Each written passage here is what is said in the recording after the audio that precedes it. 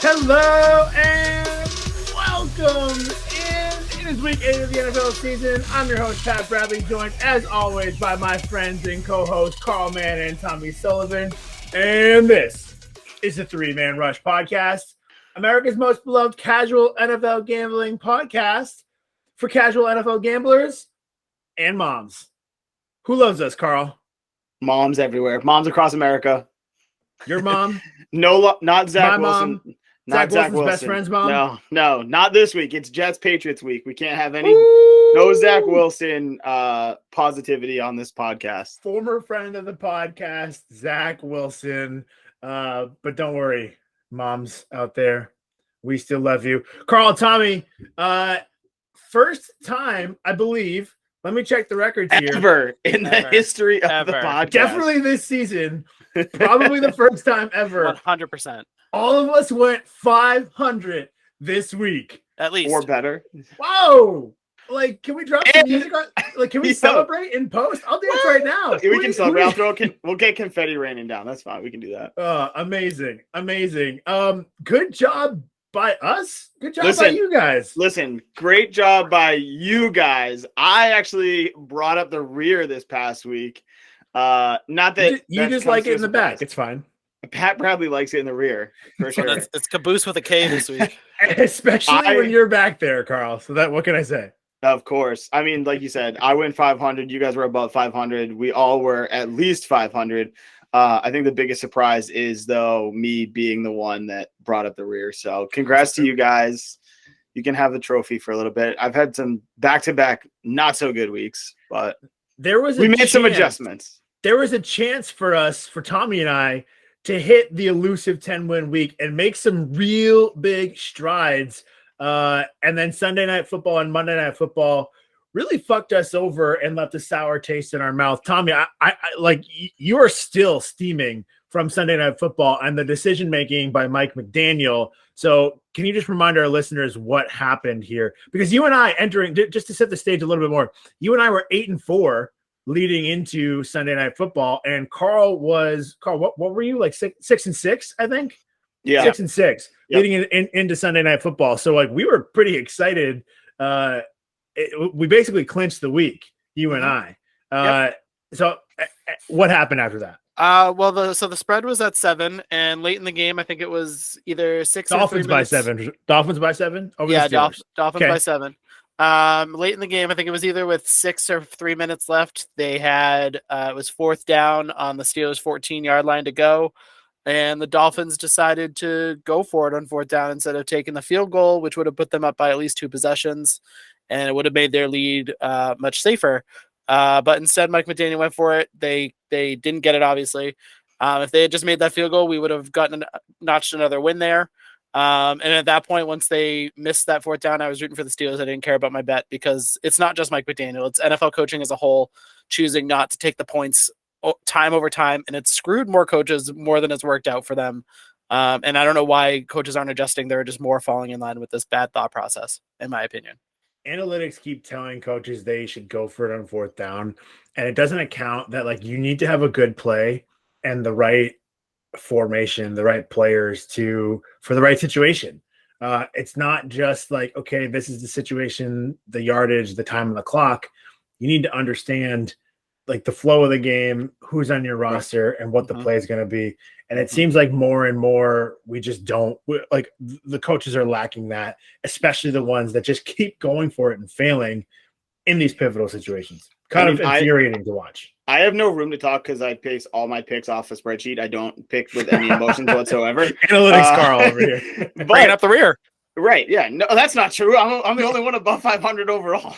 All right. But anyway, I think they look at the statistics of, like, okay, if you're winning by more than one score at this point in the game, you have a better chance of winning. So they're just like, well, Well, I mean, it doesn't really make sense in the sense of like not kicking a field goal to go up 9, but like sometimes they'll opt for not kicking a field goal to go for a touchdown because that makes it over a touchdown difference instead of like kicking a field goal to make it like 6 or 7 or 8. But you know what I mean? Like you say, it's game flow. If you're in that situation and have confidence in your defense and you're managing the game well, like take the points, play defense. Like, I mean, I don't know. It's all situational, but personnel. Right. And at that point in the game, no one in the whole game at all scored in the second half. So like up until that point, no one had scored.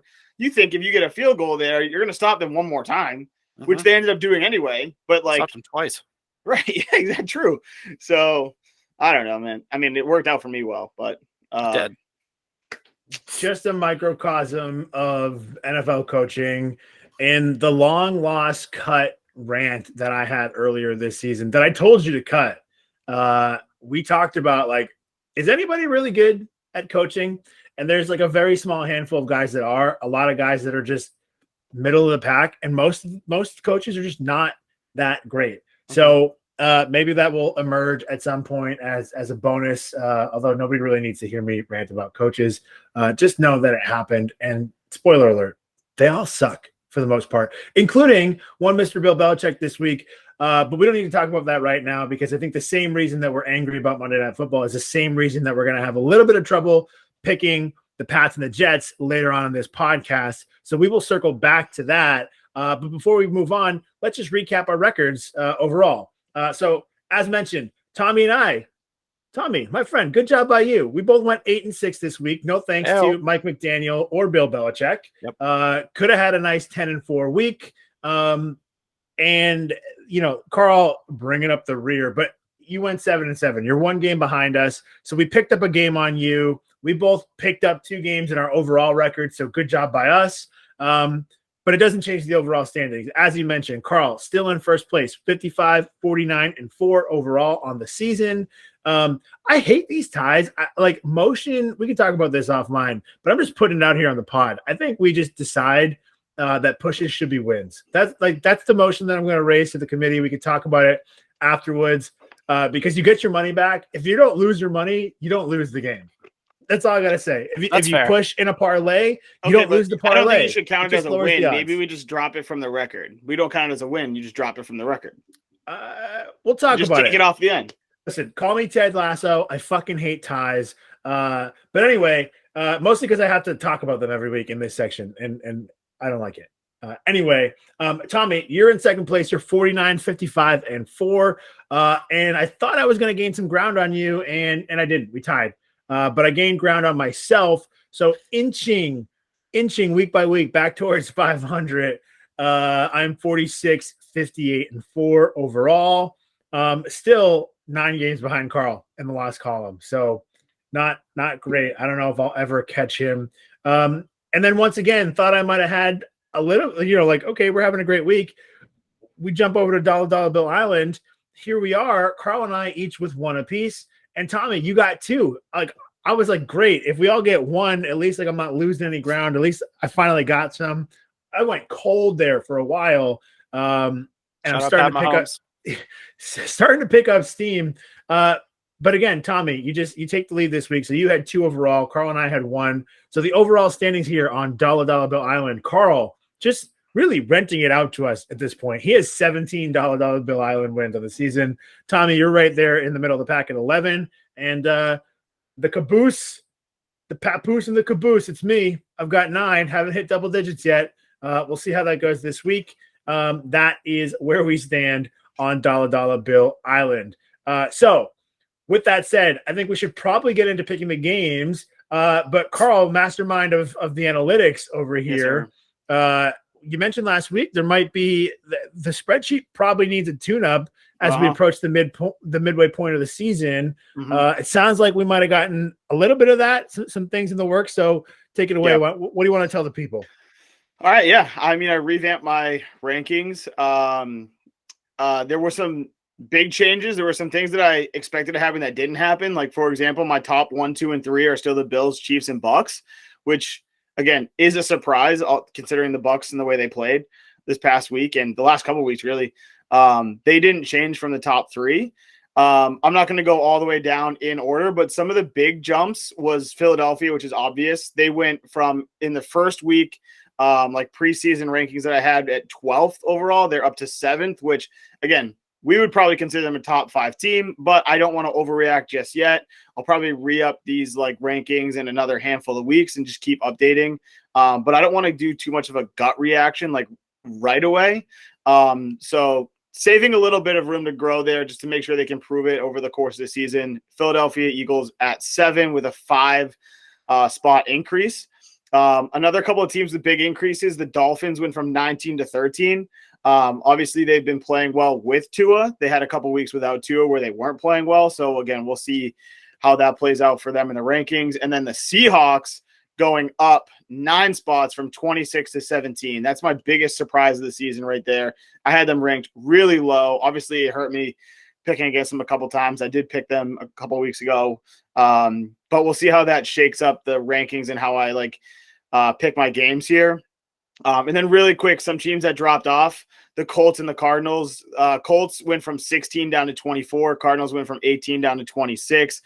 They dropped a lot of points there. And I think to no surprise, the Rams and the Packers dropped down to 10 and 11 from 4 and 6. They're just not meeting expectations this year. So you can slow that down, listen to that on half speed if you really want all those breakdowns. But key points there were some surprises, some not so surprises. And I think we'll see over the course of the season in a handful of weeks how they shake up again. I'll run it back and we can have another topic about it.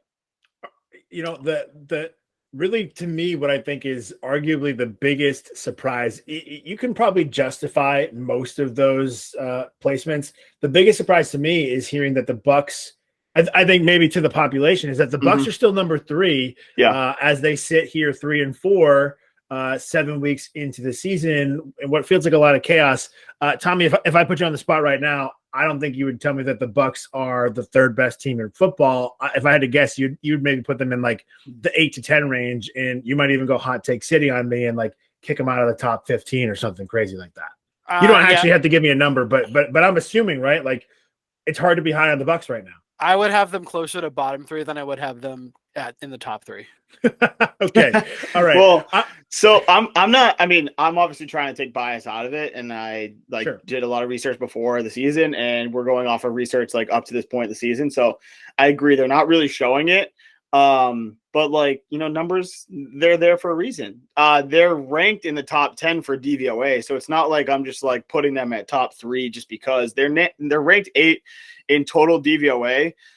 Their weighted DVOA is also 8. And then their Dave, which I just learned about today, which is super fun stuff. Dave. Dave. Shout out my dad. If he didn't turn the volume down and go to sleep with this podcast on, if you're still listening. Well, not the same Dave, but now we're your dad's favorite podcast. Your mom and dad. Not my dad's favorite, but my mom's. But for Dave, it's DVOA adjusted for variation early. And I'll give you the definition straight out of Football Outsiders, where I get a lot of my data from. It's a formula that combines preseason forecast with current weighted DVOA to get an accurate projection of how a team's going to play for the rest of the season. Currently, through the 7 weeks, if a team's played all 7 games, it's 50% preseason forecast, 50% actual performance. And if they've only played 6 games, it's 55-45 for that number. And the Buccaneers are still at the top of the list for Dave. Like they're at number 7. So again, top 10 for all of those statistics. I mean, I don't know how you can, calculate that. I don't know how they calculate it. I don't ask the questions. I just look at what the information is given to me. Quite frankly, I hit my Trump hands in there. I don't know what was happening. If you're watching, you get a nice political visual. But so I agree that visual performance of the Buccaneers, especially with the last 2 weeks, very poor. But the statistics are coming from actual numbers and game statistics. So DVOA ranked in the top 10.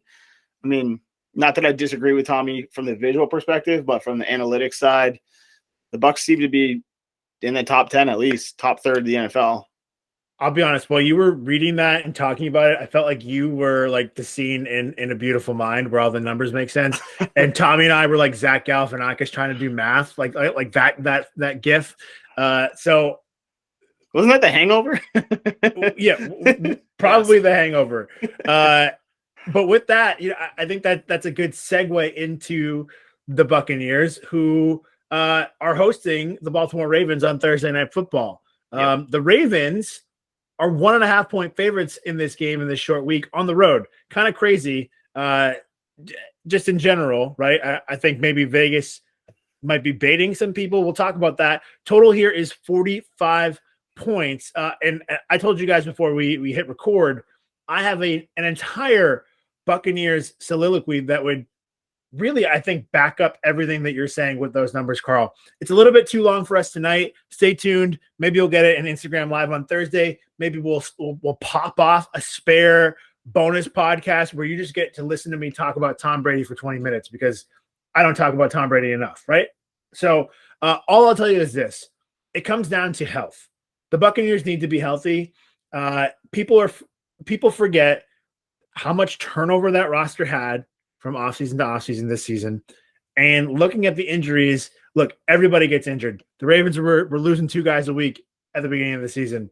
The Bills have a bunch of injuries. The Chargers have a bunch of injuries. Nobody's making excuses, right? Next man up, it's the NFL. But the Buccaneers may be falling below expectations. I think that's why. That and one Mr. Tom Brady, maybe not all that present. He looks like he's lost 20 pounds. Never great in the middle of an NFL season. Word on the street, according to one Bill Simmons on his Sunday night, Monday morning podcast, is that the divorce with Giselle paperwork is pretty much final, or as close to it as it gets. We'll see how that shakes out. Haven't seen that report anywhere else. But what else do you need to know about this game? It opened as a pick'em, which is pretty insane to me. Just looking at what the talent for the Buccaneers should be and what we've seen out of the Ravens. I guess they've looked really bad, both of them. And at their peak, the Ravens have looked better, at least offensively this season. The Buccaneers defense has held in a little bit better at their best, but I don't think we've seen that in a while or even at all this season. Okay.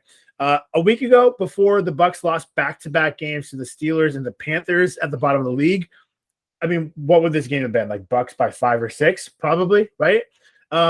Interesting to me, Tom Brady in his Tuesday press conference told reporters, "I've never quit on anything in my life." Giselle might have something to say about that. I don't know. But the fact that anybody even has to ask the starting quarterback of a football team if they've quit on the team in the middle of the season is an issue, right? And one more for you. Tom Brady has not been under 500 this late in the season since 2002, which, if you remember, is the only time, his second year as a starter, the only time he has ever missed the playoffs. He battled injuries that entire season, a little bit of a Super Bowl hangover. Of course, those Patriots went on to win the next 2 Super Bowls after that. We don't know if Tom Brady's going to be playing football for the next 2 years. It's now or never for the man, okay? So is it a sign of things to come? Are the Buccaneers going to miss the playoffs? We'll find out. But for now, I just want to know who's going to win the game on Thursday. So, Carl, it sounds like we know you're still really high on the Buccaneers. Mm-hmm. So why don't you lead us off and tell us, are you taking Tom Brady and the 1.5 points? I mean, when are we ever going to have the opportunity to do that again? Yeah, I am going to take Tom Brady in the 1.5 points. I bet every primetime game, which is a blessing and a curse, because sometimes it works out and sometimes it doesn't. Primetime Carl. But I'm going to take the Buccaneers with the points for the podcast. And if I do bet it like in real life, which again is probably going to happen, I'll probably just go money line just because I'd get a slightly better return on investment. I mean, it could be a 1-point game and I could kick myself, but I'm banking on the Bucs to win this game anyway. If the spread's at 1.5, not really looking at that 1-point cover. So give me the Buccaneers here at home, Thursday night, turnaround game. Like you mentioned, the line we thought would probably be Bucs as favorites a couple weeks ago. And so keeping that in mind, I don't want to overreact, and my numbers don't overreact for like recency bias. We kind of look at the bigger picture. So I'm going to take the Bucks, and if they lose this week, then they just drop down my standings even more. I'm sure I would sound like the dissenter leading into the saying that I would have them closer to the bottom three than the top three. And the only thing I would say to you, like they're injured just like every other NFL team. Their biggest problem with that is that they have the oldest roster in the league, and injuries as you get older are a lot tougher to get back. Like they take that extra day, that extra rest as you get older. And so that might play a part in their particular injury issues. Mm-hmm. With that said, they're a home dog on Thursday night on a short week. And my rule of thumb is if that is a thing, you always take the home dog on a short week. So I'm going to take the Bucks here and surprise everybody. I would just like to know if you took Tom Brady out of the equation for the Buccaneers, where they fall. It's like the Russian judge, like the lone score. It's a little bit too high. If you take that 45-year-old man out of the roster, where do they fall? You can take that one out, but you can also you have to factor in Julio Jones, who is an old wide receiver and has missed with small injuries throughout the year. Very true. Very true. So speaking of those injuries, here's what I'll tell you. Carlton Davis, number one cornerback, probably not going to play this week. Antoine Winfield Jr., concussed, hasn't practiced, probably not going to play this week. Cameron Brate, concussed, probably not going to play this week. Russell Gage, hamstring, hasn't practiced, probably not going to play this week. Luke Godke, left guard. They announced he's going to be in a platoon. Never good when your left guard's going to be in a platoon. He's one of the guys that got pulled over in the turnover last year. But he hasn't practiced this week anyway. Okay, so a lot of issues for the Buccaneers. That said, Mark Andrews hasn't practiced. Rashad Bateman hasn't practiced. The Ravens, I don't know if we've been watching here. Obviously, Lamar Jackson fallen out of our MVP rankings, which we haven't talked about. Maybe we'll get to that eventually mid-season. We can look at that. I think Josh Allen's running away with it. Spoiler alert, maybe we can talk about this. The Bills didn't play last week, and I feel like Josh Allen's MVP odds just went up. I don't know if they officially did, but they probably did, right? So here's what I'm going to tell you. The Bucs are banged up, but the Ravens are too. They haven't looked good, and now they don't have weapons on offense. We saw J.K. Dobbins go down. Gus Edwards comes in, scores 2 touchdowns. He's been a limited participant in practice all week as well, dealing with an injury. Honestly, I think I have to take Tom Brady in the points. Shocking for everyone out here. I was fully ready to take the Ravens. But at this point, they're just as banged up. They're just as hurt. So short week on the road on Thursday. Give me Tom Brady. Fair? Fair. Fair enough. Is that unanimous now? It is a sweep. Yep. So that means if you're listening to this, hammer the Ravens. Hammer the Ravens. For sure, the 3-man rush now, because we were all on the Cardinals last Thursday, so maybe Thursday is an exception to our rule. Who knows? And we're coming off good weeks, so we gotta up the confidence here. We can test this theory. All right, we're gonna move right along here because I could just talk about the Tampa Bay Buccaneers like they're my New England Patriots for the rest of this podcast. I already did. I've just spent like 13 minutes telling you about it after I said I was going to go quicker. So we're not going to do that any longer because Aaron Rodgers and the Packers are headed to Buffalo on Sunday Night Football, where they are currently 11-point underdogs. This line opened at Bills by 10.5, and America said that's not enough. If the line stands, which it looks like it will be the first and only time that Aaron Rodgers has ever been a double-digit underdog in his entire career. Total here is 47.5 points. Rodgers said in his post-game presser, hey, watch out for us. We're motivated. Nobody's giving us a shot. And I'm going to be candid with you guys and just lead us off because I'm not either. I don't care how motivated Aaron Rodgers is. It doesn't make his receiving core any better, and it doesn't make the Bills defense any worse. So listen, we've gotten burned by these double-digit spreads this season, so maybe I should take a lesson in revisionist history here, but I'm not. Fuck it. Give me the Bills. Lay the 11 points. This could be like the final nail in the Aaron Rodgers coffin. People were asking if Tom Brady quit on the team this year. Aaron Rodgers really just might ride off into an ayahuasca sunset after they get annihilated on Sunday Night Football. So whatever you guys want to say about that, follow it up. Yeah, I that's the first time I've heard that Rodgers quote, and I gotta stop being surprised by the drivel that comes out of his mouth. The stupidity. Because yeah, of course no one's believing in you. You've given them zero reason to believe in you. That's why, and now you have to travel to the best team in the NFL that has had a week of rest, a week of extra health to get ready for you. Yeah, hammer the Bills. Give me a 15-point line. I don't care. Carl's about to take the Packers. I am. Oh my god. So I started off my rankings by saying that the Bills were number 1 and then the Packers fell off from the top 5. And I have this as a 9-point spread, which is not enough to cover 11. So I'm just gonna sit here and take those 11 points. Yeah, I'm gonna sit here and take the 11 points. It's a primetime game, primetime Rodgers, anything could happen. I'm really relying on the defense to stop the Bills, which is very, very unlikely, all things considered. I don't even want to pull up the statistics on like the sheet, but again, too many points, Sunday Night Football. I'm hoping that it's a close game. I mean, I could be wrong. I wouldn't be surprised if I am. Like I said, I have this game as a 9-point spread for the Bills. I just have it as 11 being too high. So I'm going to take the points there, be it by myself. And if I lose it, it's a primetime game. Maybe it's just not primetime, Carl. This is on a railroad track straight towards a 10-point victory for the Bills. I can feel it right now. Absolutely. Like they're gonna figure out like they're gonna award half a point for the first time in NFL history. Like they're gonna lose by 10.5 just to taunt us, and Carl's gonna get this victory. I wish we had all of our faces at once. Like what we use to record doesn't do that, because while I like when I let us off and when Tommy continued, Carl was just laughing the entire time.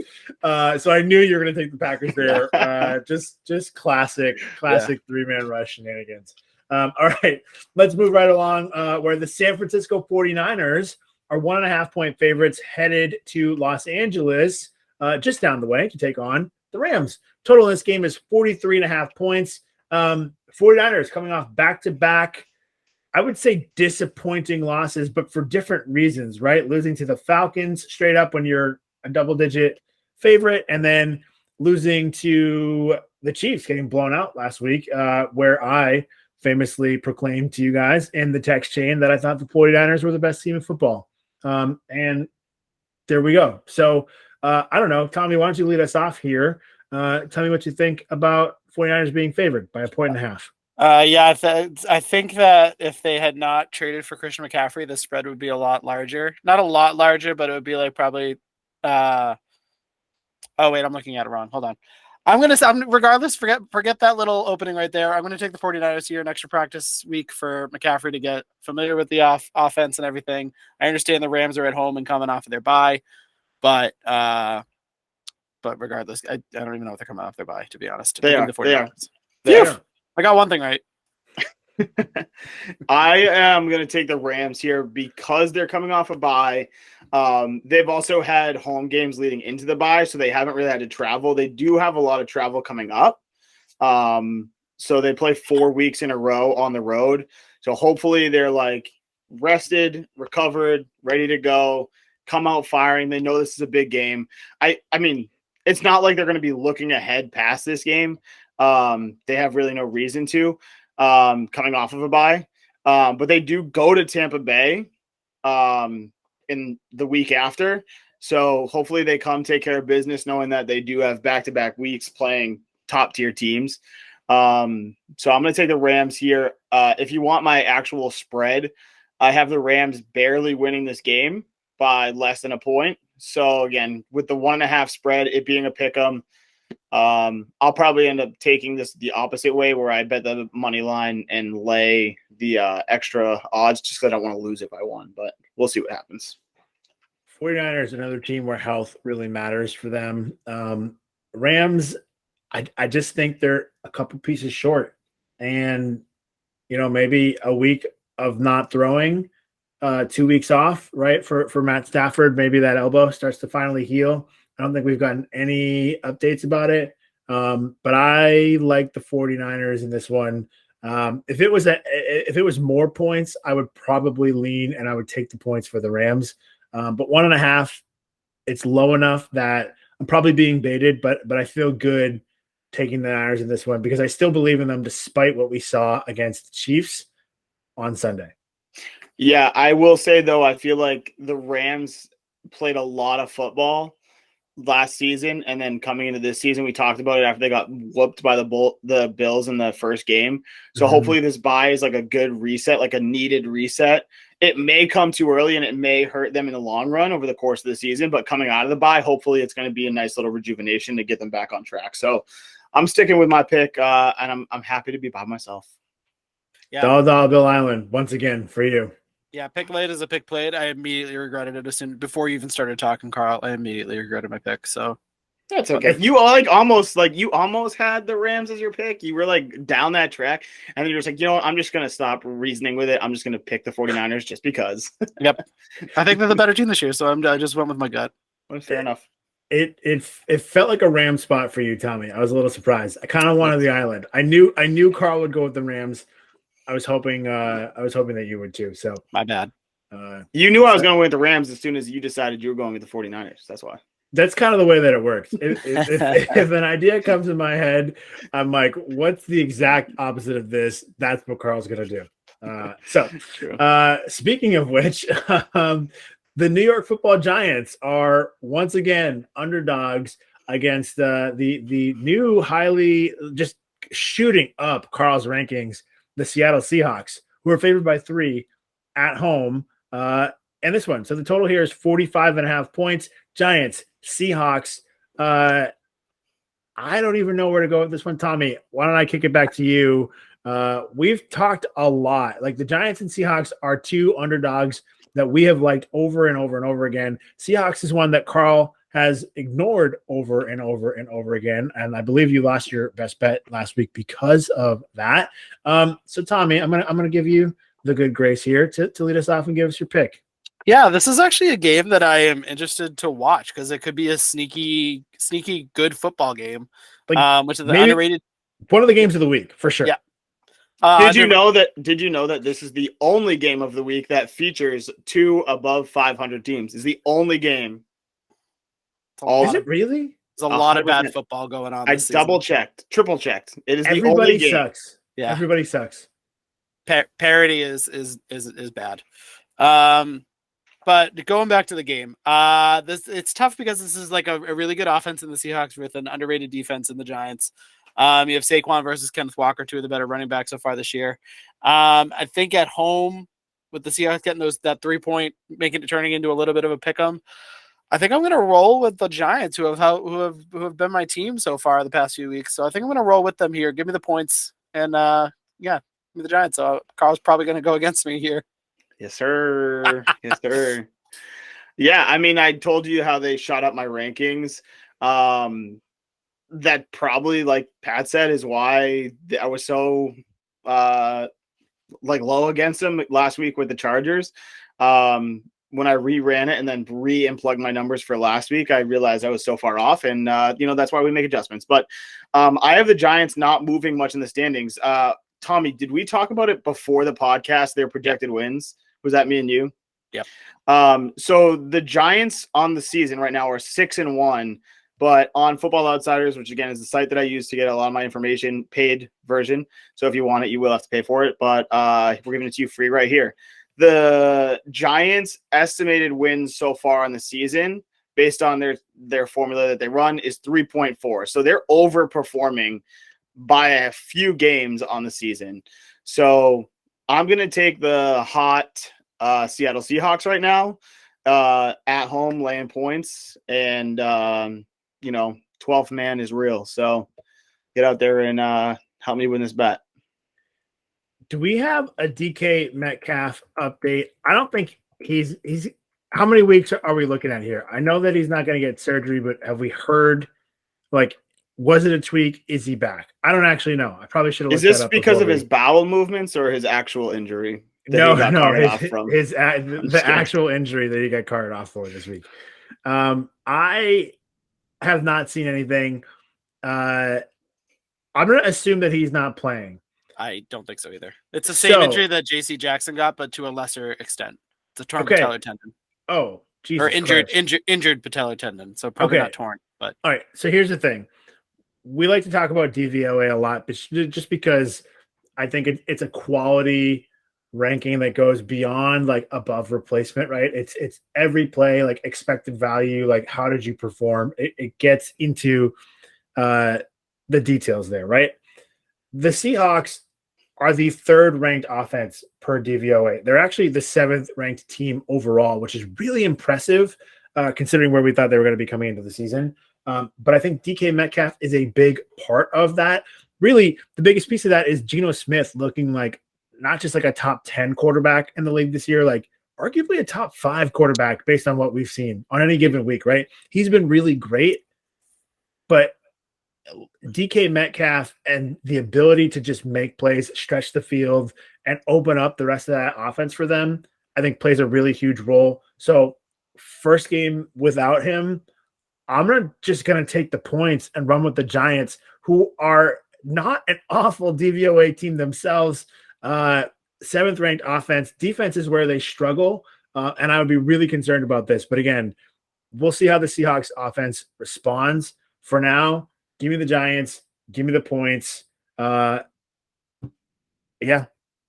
I'm excited. I'm going to be watching this game. I'm very excited. I think like these are arguably two of the best teams in football, which is not something that we would have said. Like week 1, I would have put this game in the like we're not watching this. We'll check the score later. And here we are in week 8, and this is appointment television. Giants at Seahawks, right? Pretty crazy how things change in a few short weeks. Anything else there? Did you guys have something to add? We got a London game this week. I'm counting that as prime time, right? It's prime time somewhere. We said that about Kirk Cousins, so it counts. It counts this week for us. The Broncos are in London. They are technically the away team, taking on London's team. Like the Cowboys are America's team. The Jaguars are England's, and therefore the Jaguars are favored by 2.5 points this week. Sounds like we're still going to get Brett Rippon, I believe. I can't imagine that the Jaguars would be favored if it was Russell Wilson, despite how bad Carl's Broncos are. So this is a 10:30 a.m. Eastern time kickoff. Total here is 39 points. So Carl, since you love the Broncos so much, where weirdly you didn't mention them in the rankings when you gave us all those other teams for the update. So I'm curious for an update there. Curious for an update there. Maybe you were right, and then your pick, please. Yeah, I had them ranked at 11th. They did. I know that's to preseason. Start the season. Preseason. You treated them like you had them like take the other one off, like they were first. I know. They did drop down to 14th, and in weighted DVOA they are ranked not by me but by Football Outsiders DVOA 22nd. So not great. Jacksonville ranked 9th in DVOA, and in my power rankings, they moved up 5 spots to 19. Maybe this is another spot where there needs to be some more adjustments. Tommy probably is agreeing with that. Have you adjusted for the superpowers that Jacksonville gets when they like step off the plane across the pond? Is that proven though? Is that proven? Yes. Like didn't they blow out the Eagles by like 40 points in London like a year ago, 2 years ago? I don't know, but look either that way, up. Keep talking. Give me your pick. My issue with the Broncos is their offense. They cannot score points. Their defense keeps them in games a lot. Like they are in close games all the time, despite how bad their offense is. So I am just going to keep betting on their defense to keep games close. That should help me cover the spread, and that should eventually turn into an outright win. I'm going to take the Broncos for now, as long as my spreadsheet tells me to.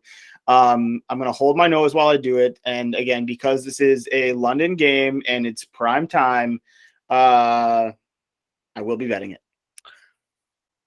So to answer your question about the Jaguars having superpowers in London, there is a reason that they are that way and that they always get the London games. It's that Shad Khan, the owner of the Jaguars, his son is the owner of the Fulham Football Club over in England. So they get, and I'm sure that there's a lot of crossover there. So they're not glorified home games, but there's more support for the Jaguars because it's the same ownership group. They also made a multi-year commitment, like up front, when the NFL said they were going to do London games every year. The Jaguars were the only team in football to make that commitment. Yes, but I think that's because their owners owned a football team.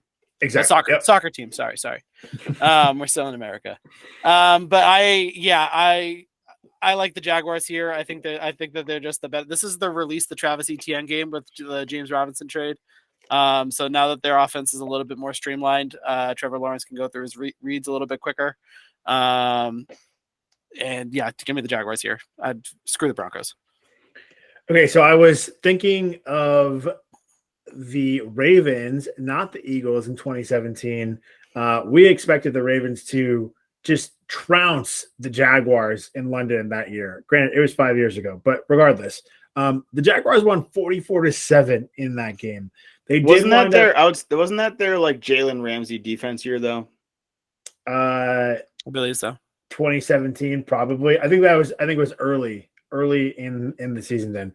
Regardless, the stats I'm looking at are not up to date, but I think the Jaguars are at least 500. They might be 4-5 in London. They're at least 4-4, including a walk-off win last season against the Dolphins. So anyway, aside from this history lesson, I didn't even write down who you guys picked because I was reading about the Jaguars in London.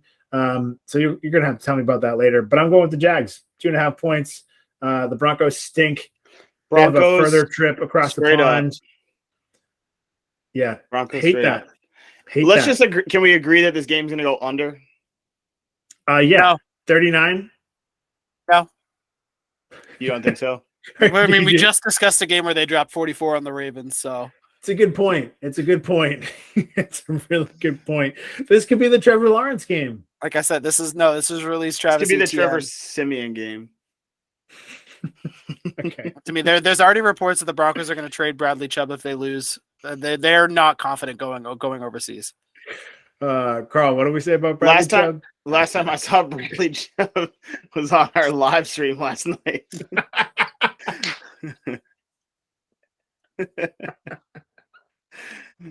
Well, actually, last night as I'm recording this podcast, but maybe we'll see another Bradley Chubb when we post this podcast and we go live for the Thursday game. I have inappropriate things to say. I'm just going to let you keep calling me Bradley Chubb. All right, it's time to move on. The Bengals are headed to Cleveland on Monday Night Football. The Bengals are 3.5-point favorites. The Broncos have lost a lot of the Browns have lost a lot of games. The Bengals have lost a lot of games. Yeah. The Bengals have started winning a lot of games. Looks like they've figured things out. I'm gonna keep this one here. I'm gonna go with the Bengals -3.5. Don't ask me why. I told you the Bengals are winning and the Browns are losing. So #analytics. Somebody else go. Me, yeah, I'll take the opposite side. What else is new? No, I am going to take the opposite side. That's not the joke here, but I have the Browns as like 2.5-point underdogs. So with 3.5 as the spread, I'm going to take the points there. It is a primetime game. They're at home. I can get plus odds or like plus points. So I'm going to take the Brownies in this. And it's division. So division game, field goal at home prime time. Points in prime time. I'd have to check the numbers on this week and I like this past week that we just had. But a lot of I don't know if it was a lot of favorites or if it was just a lot of like the public teams that like everyone bet on this past week won. And it seems like I have a lot of underdogs this week, which does concern me, but I'm just going to keep taking it. And again, they don't have to win the game. They just have to cover the spread. Good teams win. Great teams cover. Tommy, what do you think? Yeah, Jamar Chase's injury that he suffered last week against the Falcons is something to watch for. But at this little of a spread with the Bengals gelling together right now and the Browns doing the opposite, I'll take this small of a line and take the Bengals here. I think it should be a lot. I think it should be like a 5.6 spread. Terrific. Well, I just closed the outline, so I don't even know what game we're talking about next. I got you.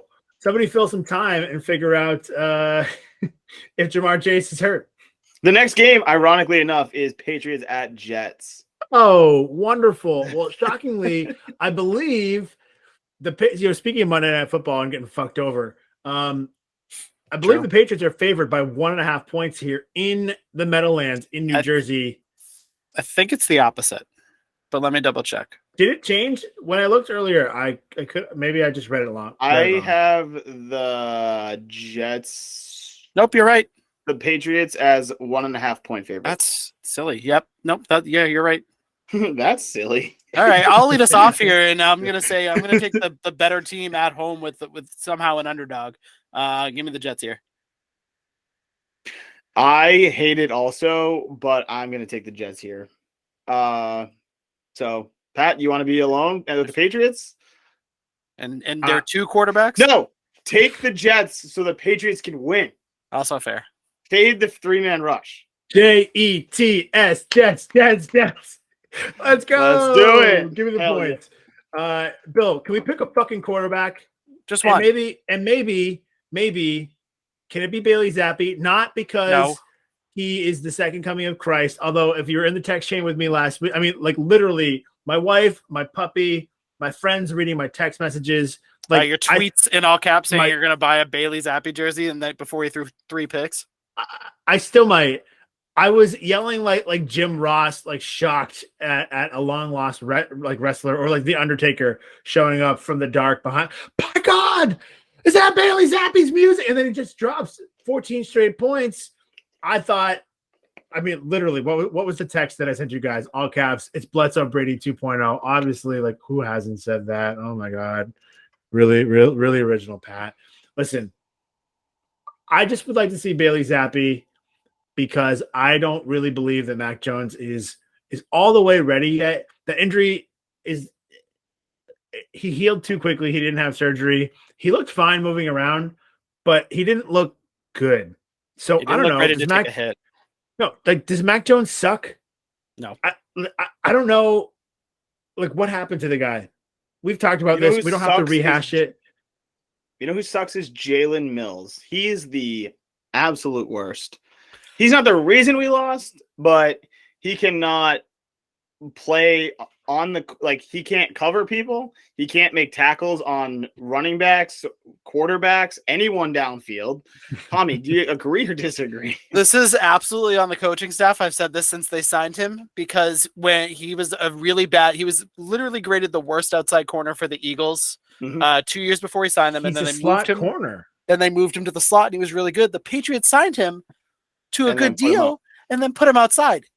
The numbers show that he's a good slot corner and you have him on the outside, and it's asset mismanagement. So I agree Jalen Mills sucks in the role that he's in, but it's not a role that made him a good NFL player.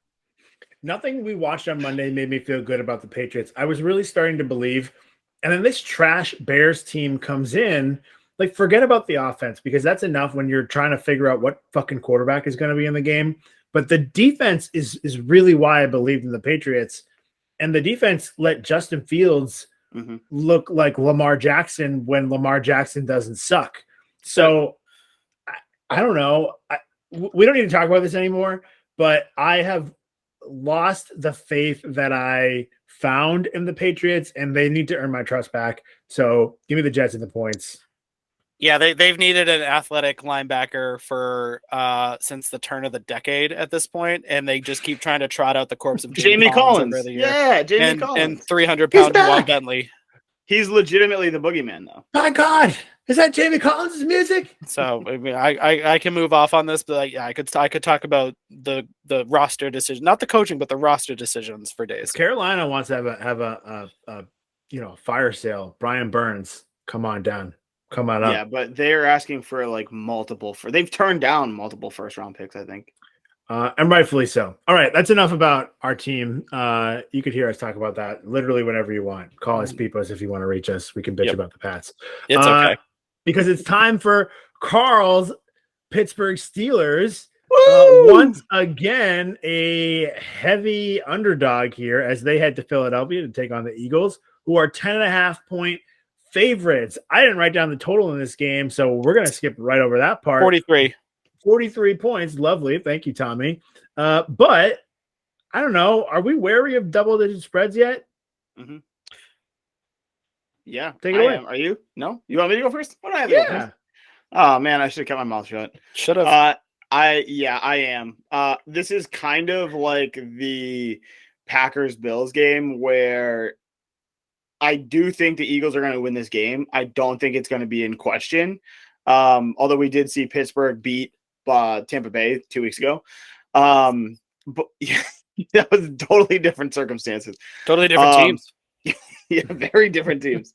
One's good, one's not. But, the Bucks are good. The Eagles are not. I was gonna say, Tommy, who's the good team in this scenario? The undefeated one.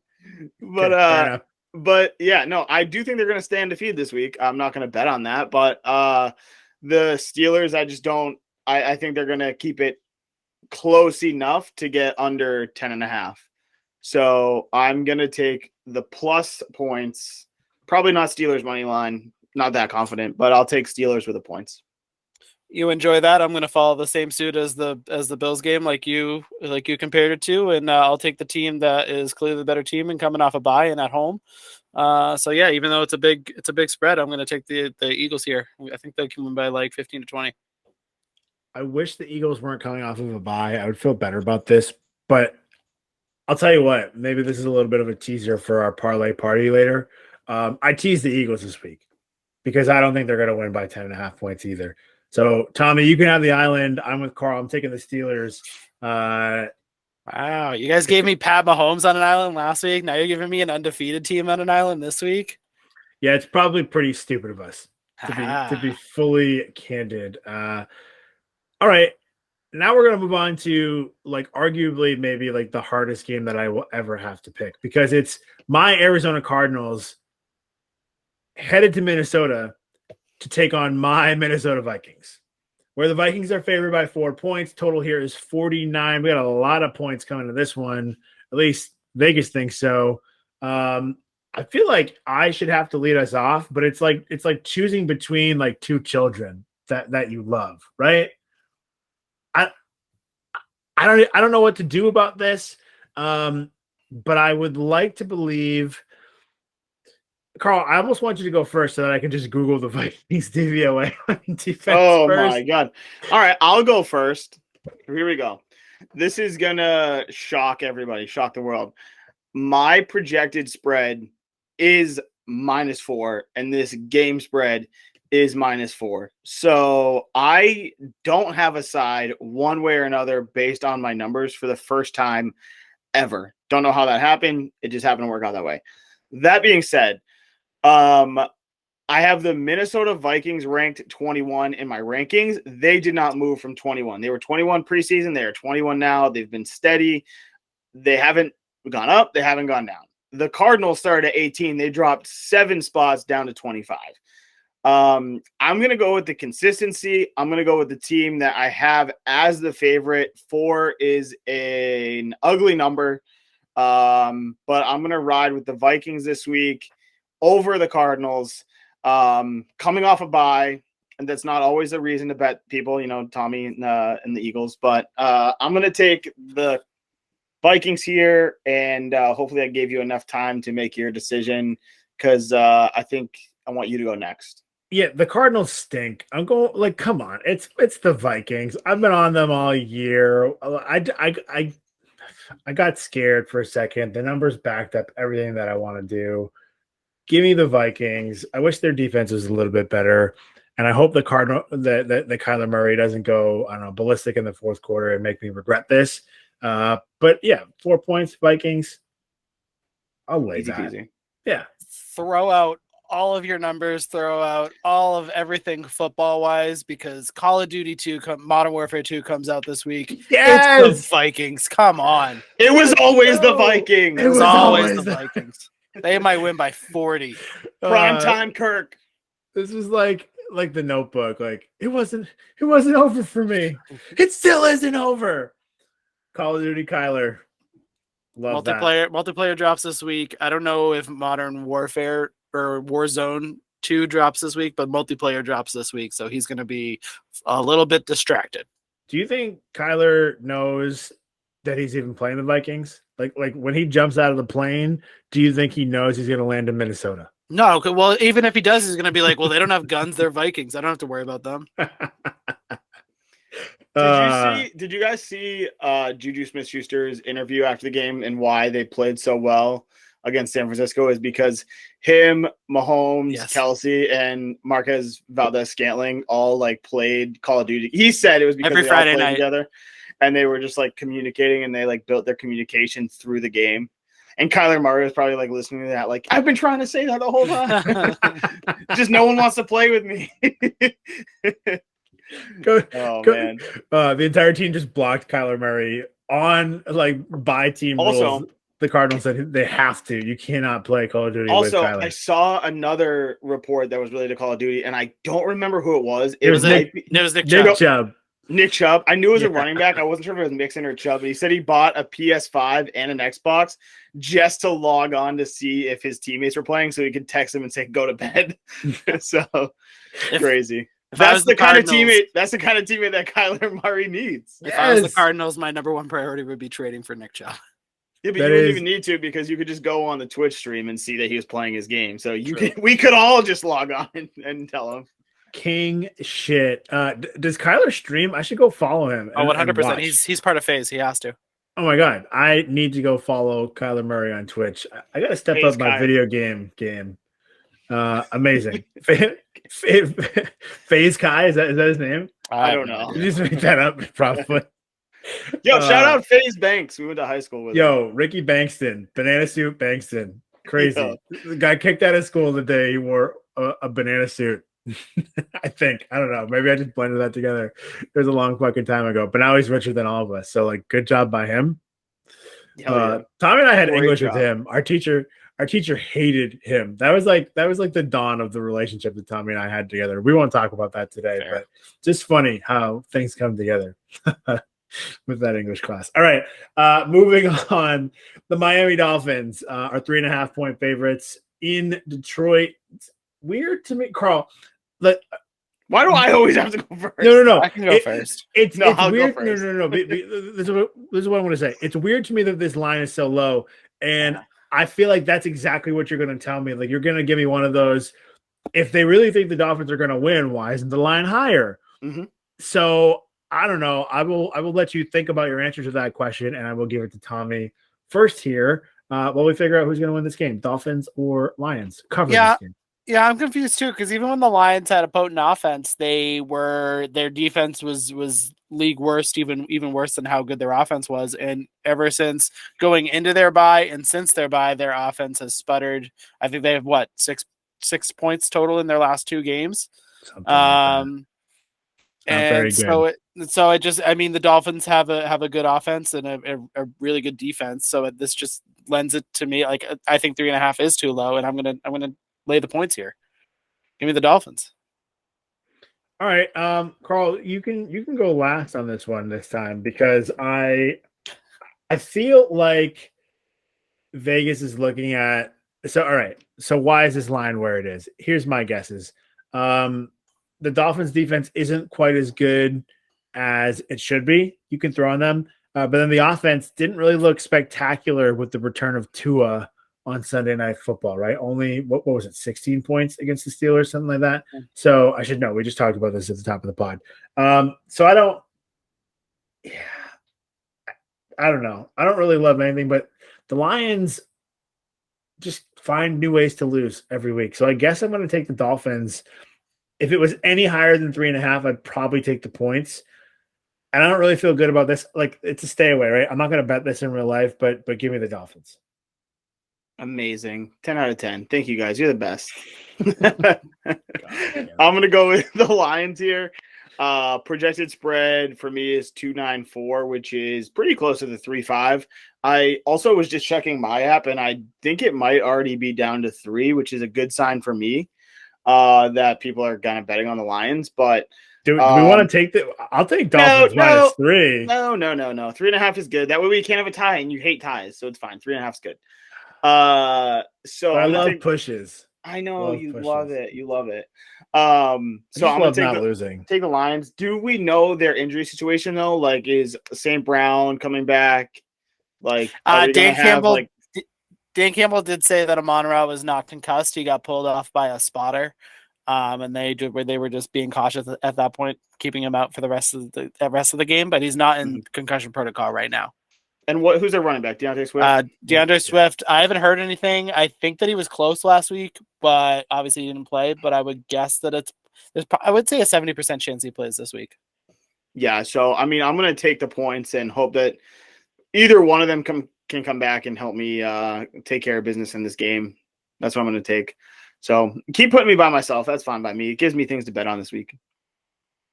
I'm so nervous. You and I agree on 2 games this week so far. It's, you know what? Is that too many? Is that what you're just about to say? No, I was going to say it doesn't really. It turns out it doesn't really matter because we all ended up just about 500, and we did not all have the same picks last week. That's true. All right, the resurgent Carolina Panthers are headed to Atlanta in an NFC South divisional matchup. The Falcons are favored by 4.5 points here. I'll tell you what, this opened much higher. I don't remember exactly what it was. It was around 5.5 or maybe even 6.5 for the Falcons. So people are hammering the Panthers right now. But for us, the Falcons are favored by 4.5 points. Total here is 42. If you recall, I was all in on the Atlanta Falcons last week. Who else but the Atlanta Falcons? Because they were 6-0 against the spread. And then they just kicked me in the face. I don't really know what to do about that, but I'm just going to go with the Falcons again because I think they're a better team and they're at home. And the Panthers were never going to have more of a nobody believes in us game than facing Tom Brady after firing their coach, trading Robbie Anderson, trading Christian McCaffrey. That was their come together and win a final game as a group. And I think it all falls apart from here. So give me the Falcons minus 4.5. I'm just going to go back to the well, even though it may be dry. Yeah, I'm gonna take the Panthers. I think I have it as close. Of course to the you right. are. I know. Why do we even do this? I don't know. I have it close to the same spread, and unfortunately, I don't have it in front of me. I wish I did, but the teams that they've played so far in the 7 weeks. I'm talking about Atlanta. They played the Saints, the Rams. It was Saints at home, at the Rams, at the Seahawks, versus Cleveland at home, at Tampa Bay, San Francisco, and Cincinnati. So Atlanta's played really tough teams, and I don't know their average spread margin, but I feel like they had to have been close to touchdown underdogs in all those games. Sounds right. So for me, and obviously they, it is what it is. They didn't cover this past week, but I just think that we look at the spread and how they covered the spread as they're a team that covers the spread, but they don't have a winning record. So it's not like they were just winning games outright. And they did win a couple games outright, but it's not like they're winning every single game and covering the spread. They're still bigger underdogs. So I'm going to take the points from the Panthers because I don't think the Falcons are a team that's going to win by 4.5 points. They're both bottom tier teams. So when I can get those points, I'm just going to take it. It's going to be an ugly game. Yeah, the 4.5 is a little tough, but I'm with Pat. I'm not gonna lie. I'm gonna take the Falcons here. It looks like both Baker Mayfield and Sam Darnold are going to be back at practice this week, so they're in an even more murkier, worse quarterback situation than the Patriots. It's like a love triangle at quarterback. Jesus. Yeah, and PJ Walker might be the best of all of them. That's what I'm saying. That's not great. So they have 3 options that they can't choose from. The rookie that the Falcons drafted for running back to replace Cordero Patterson while he's injured, Tyler Allgeier. Yep. He's looking pretty good. Mariota hasn't been terrible. He hasn't been great, but he hasn't been terrible. So I think 4.5 is decent enough for how bad this Panther squad is. So I'm going to take the Falcons here. Love it. All right. We've got some ugly games here at the bottom of the schedule. So what do we say we just go through rapid fire, pick these games, and get through to the real fun at the end of the podcast? I'm Sound down. good? Yes, sir. All right. The Bears, fresh off of winning New England, are headed to Dallas to take on the Cowboys. Cowboys are 9-point favorites. Total here is 42.5. Carl, why don't you lead us off? Cowboys by 2 touchdowns. I know Wow. it's a high spread, but I'm going to take the Cowboys. Not covering the spread by 2 touchdowns, but winning the game by 2 touchdowns. I'm going to take the Bears here. I think that they looked good. I think this could be. I don't think they're going to win the game, but I think that they'll keep it close between them and the Cowboys. I don't think the Bears are going to build any momentum. I think the Patriots just fucking blew it. Give me the Cowboys. Give me the boys. One little fun fact about the Bears. Do you remember when the Colts hired Josh McDaniels and he had the job for a week and then left, and he Yes. hired a few coaches? Yes. Do you know who his defensive coordinator that he hired was? Matt Eberflus. Yep, and that he was able to he stayed with the Colts even though he didn't have his head coach that he agreed to sign on with, and he parlayed that into his own head coaching job. So I think that's pretty cool. Good for Eberflus. Is it Flus or Fluss? I don't even know. I think it's Flus, but I don't know. Matt Eberflus. Does that call for a parlay partay? Oh, you said he parlayed it into a thing. I thought we were going right into it. No, we still have a few more games there, pal. Carl's Let's ready to be try. done. It is late. Carl's ready to be done. All right, we got the Raiders 2-point favorites headed to New Orleans to take on the Saints. Total here is 50. I'll kick us off. I'm just gonna go with the Raiders. I don't think anybody's really good in this game, but I think the Raiders are better. So give me the Raiders. Yeah, I'm in the same boat. I don't really like Josh McDaniels, but it screwed me last week. Smaller spread, bet, worst team. Yeah, only 2 points, right? Fine. Carl's gonna take the Yeah. Saints. I am. Is Jameis Winston going to be the quarterback? I'll take. I don't even know. It's been Andy Dalton because Jameis Winston broke bones in his back in week 1 and then played through it and then decided he couldn't. I don't know who the quarterback is. I'm still. Does it matter? They both suck. No, I'm still taking Saints. Wow. All right, fair enough. The Tennessee Titans are only favored by 2 points, headed to Houston to take on the Texans. Really weird, right? Total here is 40.5. I will go first again.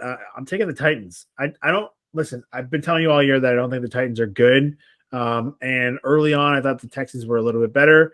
But I just think like the Texans have fallen off. The Titans have improved. So give me the Titans. It's only 2 points. It's fishy to me. I don't feel good about it. Why isn't it more? But give me the Titans. Yeah, this screams trap because it's fishy to me too, but I'm going to fall right in and give me the Titans. Same. take the So nope, I'm taking the Titans, which means everyone Wow. else should probably bet the Texans. Hashtag fade the 3-man rush fraudcast. All right. Final game here. The Heineke-led Commanders head to Indianapolis to take on the Colts. Sam Erlinger. What's his name? I don't even know his Sam name. Ellinger? I think Sam Ellinger. Erlinger. I don't even know. I feel like there isn't an Urlacher. R there, but I feel like there could be an R.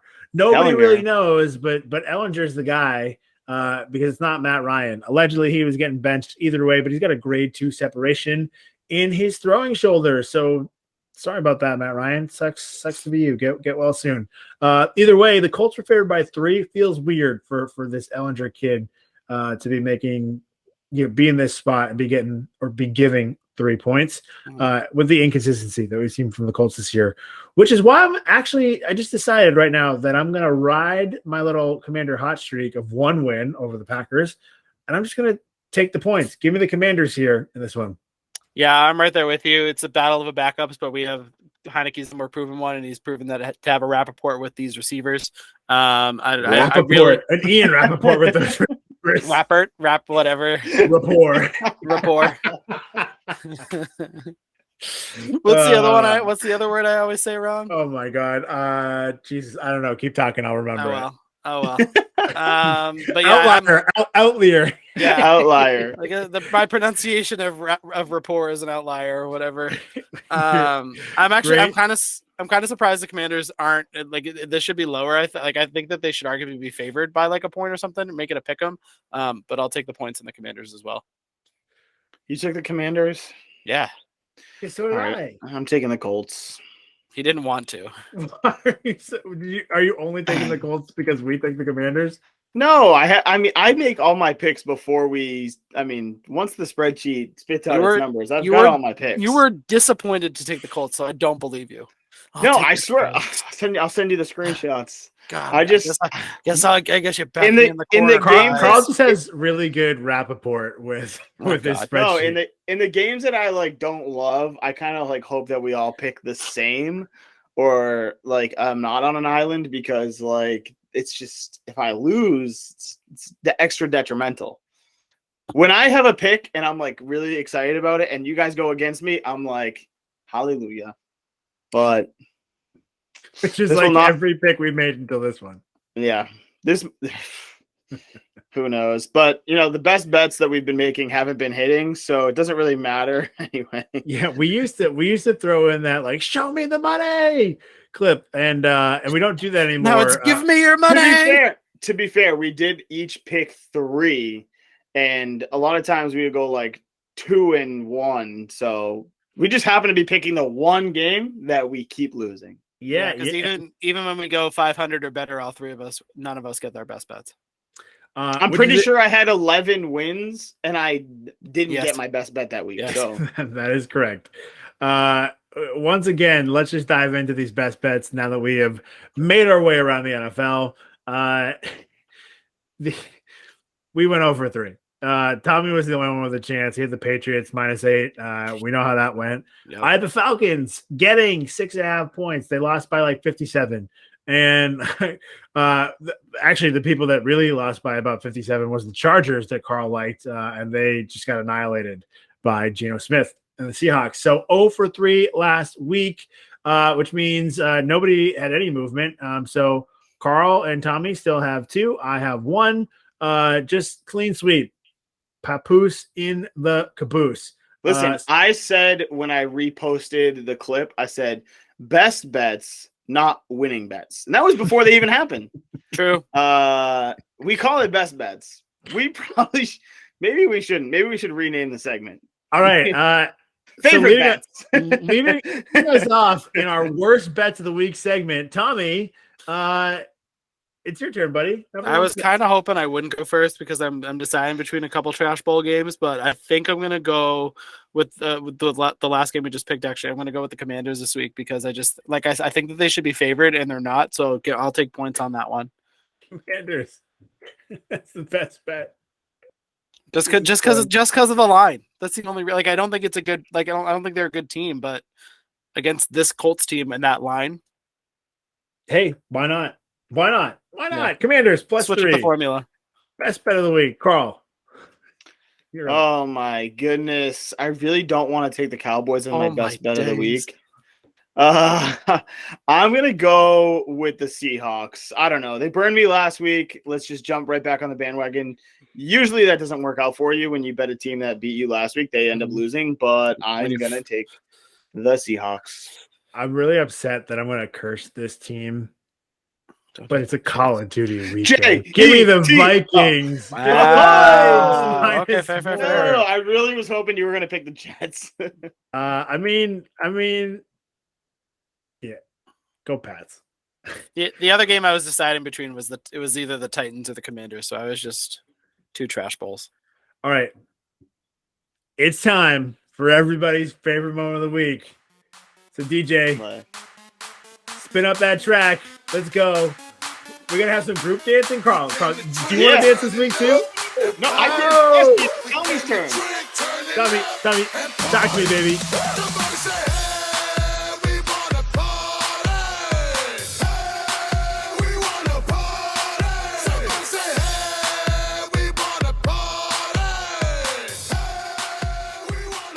The DCMA police are going to be after us. Whatever. We've got 53 followers on Instagram. Fuck you, DCMA. All right, it's time for the parlay party, peoples. Let's go. Let's dive right into it. I have got this is just, if you actually gamble, you're going to listen to this and you're going to never listen to this ever again. So thanks for making it like 75 minutes into the podcast if you actually gamble. I have a 4-team 7-point teaser which pays out at plus 200 odds if it all hits. One of the cardinal rules of gambling is if you're going to do a tease, don't cross 0, right? Carl talks about that all the time. It's exactly what I did in this teaser. So let me just tell you, I just picked the teams that I liked. I wanted better odds. I was picking against the spread, and then I just gave them more points because who doesn't like getting points? So it's the Eagles only needing to win by 3.5. The Dolphins getting 4 points. The Cowboys laying 2, and the Bills laying 4. Eagles, Dolphins, Cowboys, Bills, 4-team, 7-point parlay pays out at plus 200 odds. That is your teaser parlay bet of the week. You want my underdog parlay real quick? Hit it. Go for it. I'm calculating the odds right now. Rams, Jets, Broncos, Bucks. Rams, Jets, Broncos, Bucks. Where are my freaking Broncos? Let me add these guys in here. Rams, Jets, Broncos, Bucks. Plus 1749 on those odds. Those are my underdogs. I will probably sprinkle some Skittles on because it's almost Halloween. Rams, Bucks, Jets, Broncos. I think I said it in a different order the last time, but that is my underdog parlay. Although you could round robin that and not bet all 4. You could round robin to have them combine with each other. You have to pay a little bit more because you have to make more bets technically. But those are the 4 teams I would put together because all of those are plus odds, baby, and all of them I think have a chance to win. I don't have a parlay, but I do have a couple. I have a prop and a future that go hand in hand. I would say he's probably the odds-on favorite at this point. I haven't looked at the odds, but Sauce Gardner for Defensive Rookie of the Year. He's having a phenomenal season, and with that in mind, bet the unders on Devontae Parker because I think he would shadow him. All right, I agree, and I like that. I like it a lot. I like that a lot. All right, I think that'll do it for us this week. So good job by you guys. Take the points, whatever we tell you at the end of this week. Tommy? Good luck at your sportsbook this week, guys, except for Carl because he went opposite of me every time. Can I get a oh yeah? Oh yeah? It's the opposite of ASMR, Carl. Give me the ASMR. Oh yeah. Oh no. Oh, God. Oh man, Bye. this is our best podcast yet.